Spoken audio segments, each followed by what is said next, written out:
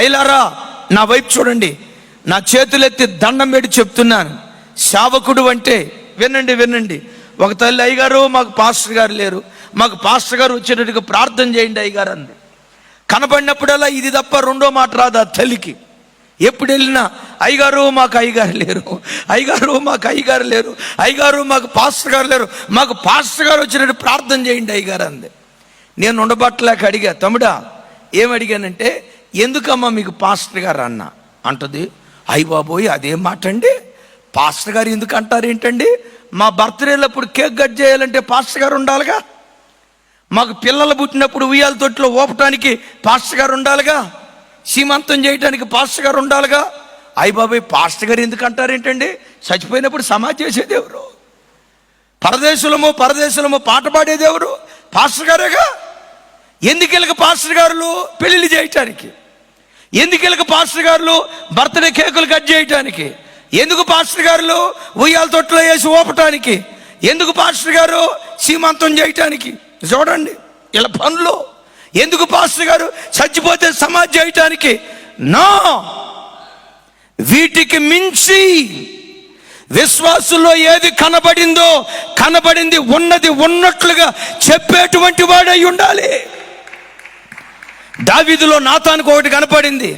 దావీదు, ఊరియా భార్యను ఉంచుకున్నావు జాగ్రత్త, ఒక గాడిదకు ప్రతిగా నీ ఇంటిలో 4 గాడిదలు వధించబడబోతున్నాయి. కావలివాడు చూశాడు, స్పష్టంగా కనబడింది, ఉన్నది ఉన్నట్లుగా చెప్పాడు. నా ప్రభు బిడ్డలారా, దావీదు ఏం చేశాడో తెలుసా? మారు మాట మాట్లాడకుండా సాగలపడి, కావలివాడా నువ్వు చెప్పింది నిజమయ్యా, ఊరియా భార్య నేను అనుభవిస్తుంది వాస్తవం, క్రమం తప్పిన సంబంధాల వైపు నేను పరిగెత్తుతున్నాను, నువ్వు చెప్పింది వాస్తవం. గుండెలు బాదుకుంటూ ఏడ్చాడు, రొమ్ము కొట్టుకుంటూ ప్రలాపించాడు. గద్దించిన దానికి ప్రతిగా ఏం చేశాడో తెలుసా? ఆ తర్వాత 4 కుమారులు పుడితే ఆ పుట్టిన కుమారులో 3వ వాడికి నాతాను అనే పేరు పెట్టాడు. నా ప్రభు బిడ్డలారా, ఒక్కసారి మీరు ఆలోచించండి. నాతాను ఏం చేశాడో తెలుసా? కావలివాడిగా తన పని చేశాడు. ఈ లైవ్లో వాక్యం వింటున్న ప్రభు బిడ్డలారా, నా తోటి సేవకులారా, విశ్వాసులు మందిరానికి వస్తారా ఆగిపోతారా అది దేవుని పని. వాళ్ళ ఆత్మల విషయంలో మన ఉత్తరవాదులము గనుక ఏదైతే కనబడిందో, ఏదైతే చూసావో, ఏదైతే స్పష్టంగా నీకు తెలిసిందో, కావలివాడు తనకు కనబడిన దాన్ని స్పష్టంగా వాళ్ళకు చెప్పాలి. చెప్పలేదా?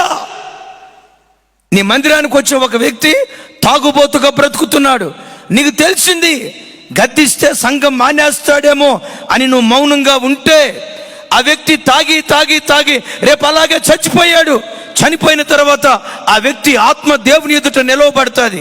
దేవుడు అంటాడు, ఓ తాగుబోతు మనుషుడా, నువ్వు తాగుడు బంధకాల్లో అల్లాడిపోతుండగా మీ సేవకుడు ఎప్పుడైనా నిన్ను గద్దించాడా? అయ్యా నన్ను ఎప్పుడూ గద్దించలేదయ్యా, ఇది సరైనదేమో అని నేను అనుకున్నానయ్యా. సేవకుని పిలుస్తాడు, ఏమని? యెర్మీయా పాస్టర్ అరుస్తో ప్రసంగం చేసే బాగానే ఉంది, ప్రసంగం చేసేటప్పుడు గొంతు కూడా బొంగురు పోయింది, బాగానే ఉంది. ఈ వ్యక్తి తాగుడు బంధకాల్లో బ్రతుకుతున్నప్పుడు నువ్వు హెచ్చరించావా? దుర్మార్గుడా, దుర్మార్గతలో నువ్వు బ్రతికి చనిపోతే నీ ఆత్మ పాతాళానికి వెళ్ళిద్దని హెజ్కేలు చెప్పినట్లుగా నువ్వు హెచ్చరించావా? హెచ్చరించలేదు ప్రభా, హెచ్చరించలేదు గనుక ఈ వ్యక్తి ఆత్మతో పాటు నీవు పాతాళానికి వెళ్ళు. దేవా, నేనెందుకు పాతాళానికి వెళ్తానయ్యా? నేనెందుకు పాతాళానికి వెళ్తాను? నేను నీతిగా బ్రతికాను, శరీరాన్ని చారత్వానికి అప్పగించలేదు, అపవిత్రంగా మాట్లాడలేదు, తల్లిని తండ్రిని విడిచిపెట్టి నీ పని కోసం త్యాగం చేసుకొని వచ్చాను. ఆఫ్ కోర్స్ ఇవన్నీ వాస్తవమే. దుర్మార్గతలో ఒక విశ్వాసి బ్రతుకుతూ ఉండగా నువ్వు గద్దించలేదు కనుక, చూసిన దాన్ని ఉన్నది ఉన్నట్లుగా నువ్వు చెప్పలేదు కనుక, ఆ ఆత్మ విషయమై నువ్వు ఉత్తరవాదివి అని నన్ను నిలదీశాడు. సంఘానికి వచ్చే బిడ్డ క్రమం తప్పి వివాహం కాకుండా గర్ల్ ఫ్రెండ్ అని, బాయ్ ఫ్రెండ్ అని క్రమం తప్పిన మార్గాల వైపు ఒక విశ్వాసి వెళ్తున్నాడు. సేవకుడా, నీ వెరిగిన తర్వాత నీవు చూసిన దానిని నువ్వు చెప్పాలి. నువ్వు చెప్పాలి. చెప్పావా? ఆ వ్యక్తి ఆత్మ విషయమే నువ్వు ఉత్తరవాదివి కాదు.